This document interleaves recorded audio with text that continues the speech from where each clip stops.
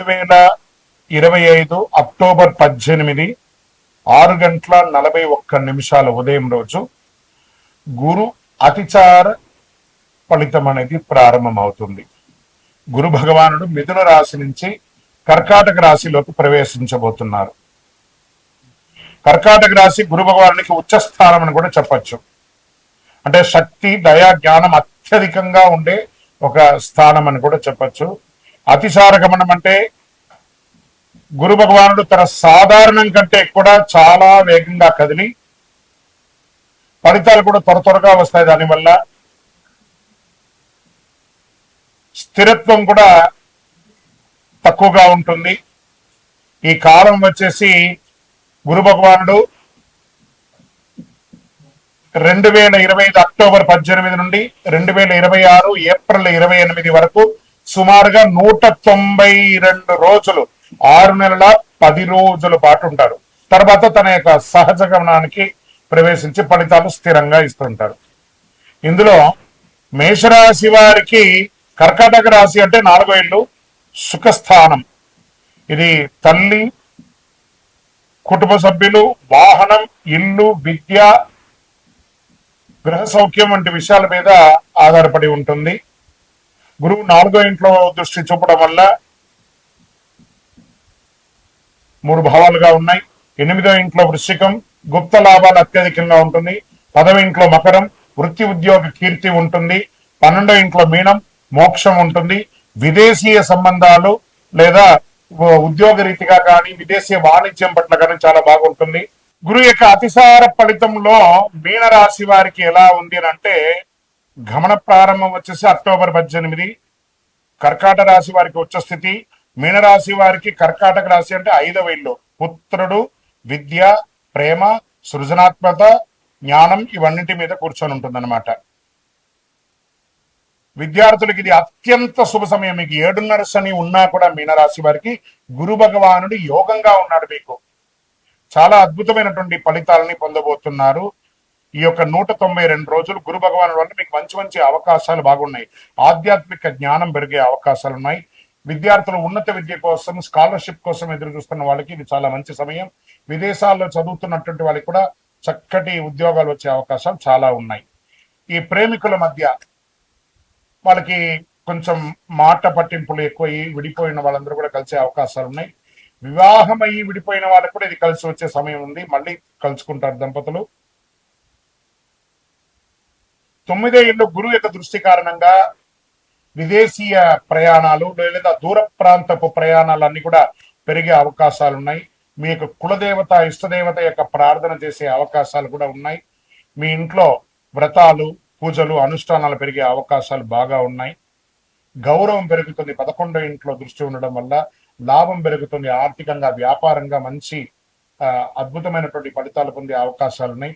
పాత స్టాక్స్ అన్ని కూడా క్లియర్ అయ్యి కొత్త వ్యాపారం బాగా ముందుకు పుంజుకునే అవకాశాలు ఉన్నాయి. పార్ట్నర్షిప్ గొడవలన్నీ కూడా తొలగిపోతుంది. అన్నిటికంటే ముందు ఫస్ట్ గురు భగవానుడు మీనరాశికి యోగాన్ని ఇవ్వబోతున్నాడు. మంచి మంచి ఫలితాలు. ఇటు శని ఇబ్బంది పెట్టినా గురు యోగాన్ని ఇస్తున్నాడు కాబట్టి మిశ్రమమైనటువంటి ఫలితాల్లో గట్టెక్కుతారు. వృత్తిపరంగా అనుకోని ట్రాన్స్ఫర్స్ రావచ్చు, లేదా ఉన్న ఉద్యోగం నుంచి ఇంకో ఉద్యోగానికి మారచ్చు.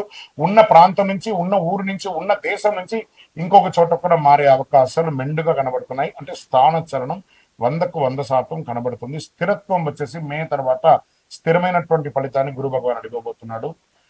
గృహ కట్టుకొని పర్మిషన్ కోసం ఆగిపోయి ఉన్నదంతా కూడా క్లియర్ అయిపోయి గృహప్రవేశ యోగం కూడా ఉన్నాయి కాబట్టి మంచి ఫలితాలను పొందుతారు. పసుపు ఒత్తులతో దీపం వెలిగించండి. దక్షిణామూర్తిని ప్రార్థన చేయండి. దత్తాత్రేయ ప్రార్థన ఎక్కువ చేస్తూ ఉండండి. మంచి దీక్ష లాంటిది, దేవతా దీక్షలు ఏమైనా తీసుకోండి. విద్యార్థులకి పుస్తకాలు, వస్త్రాలన్నీ కూడా దానం ఇవ్వండి.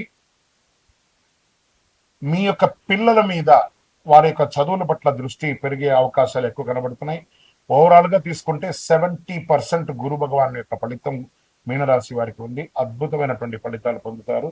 విజయోస్తు. గురు అతిచార ఫలితంలో మకర రాశి వారికి ఎలా ఉంది చెప్పాలంటే, గురు గమనంలో అక్టోబర్ 18 కర్కాటక రాశి వారికి ఉచ్చస్థితిలో, మకర రాశి వారికి కర్కాటక రాశి 7వ ఇల్లు అంటే కలత్రంలో కూర్చొనుంది.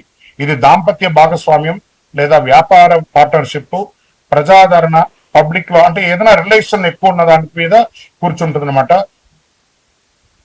దాంపత్య జీవితంలో వివాహ యోగం ఉన్న వారికి ఇది అత్యంత శుభ సమయం అని చెప్పచ్చు. ఎందుకంటే ఏళ్ళనాడు శని కూడా వెళ్ళిపోయింది. భార్యాభర్తల మధ్య పరస్పరం గౌరవం పెరుగుతుంది, ప్రేమ పెరుగుతుంది. వ్యాపార భాగస్వాముల మధ్య లాభదాయకంగా ఉంటుంది. ఏదైనా మనస్పర్ధలు ఉంటే అవన్నీ కూడా తొలగిపోతాయి. వివాహేతులకి వివాహం అయ్యే అవకాశాలు ఎక్కువ కనబడుతున్నాయి.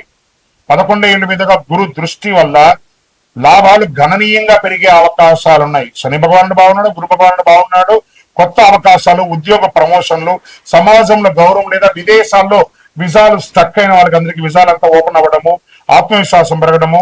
లగ్నంపై గురువు దృష్టి ఉండడం వలన శరీరంలో మనోబలం పెరుగుతుంది, ఆత్మవిశ్వాసం పెరుగుతుంది, మానసిక ప్రశాంతత ఉంటుంది. పాత అనారోగ్య సమస్యలన్నీ తొలగిపోతాయి. మకర రాశి మిత్రులారా, ఇది మీకు మంచి సమయం అని కూడా చెప్పచ్చు. మీరు ఇతరులతో సత్సంబంధాలు పెంచుకుంటారు. కమ్యూనికేషన్స్, మీడియా, మార్కెటింగ్ రంగాల వారికి శుభం. అన్ని రకాల, ఇది ప్రింటింగ్ మీడియా, ఎలక్ట్రానిక్ మీడియా అన్ని రకాలు ఉన్న వారికి ఇది యోగం అని చెప్పచ్చు. కొత్త ఆలోచనని అమలు పరుస్తారు. మీరు చక్కగా భాగస్వామిలో ఉన్న చిన్న చిన్న మార్పులు, భేదాలు అవన్నీ ఉన్నాయి చూసారా, అవన్నీ కూడా తొలగిపోతాయి. మీరు కన్స్ట్రక్షన్స్ కో, వ్యాపారానికో, పర్మిషన్స్ కో ఇవన్నీ కూడా ప్రభుత్వం దగ్గర పెట్టినటువంటి అర్జీలన్నీ కూడా మీకు ఆమోదించబడి చక్కగా మీకు గుర్తింపు వస్తుంది. మాటల్లో ఆత్మవిశ్వాసం పెరుగుతుంది. కాస్త స్థిరత్వం అప్పుడప్పుడు కోల్పోతూ ఉంటారు. మే తర్వాత స్థిరమైనటువంటి గురువు ఉండగానే అన్ని పెరుగుతుంది. ప్రభుత్వ ఉద్యోగులకి, వ్యాపారులకి మంచి అవార్డ్స్ కూడా వచ్చే అవకాశాలు ఉన్నాయి.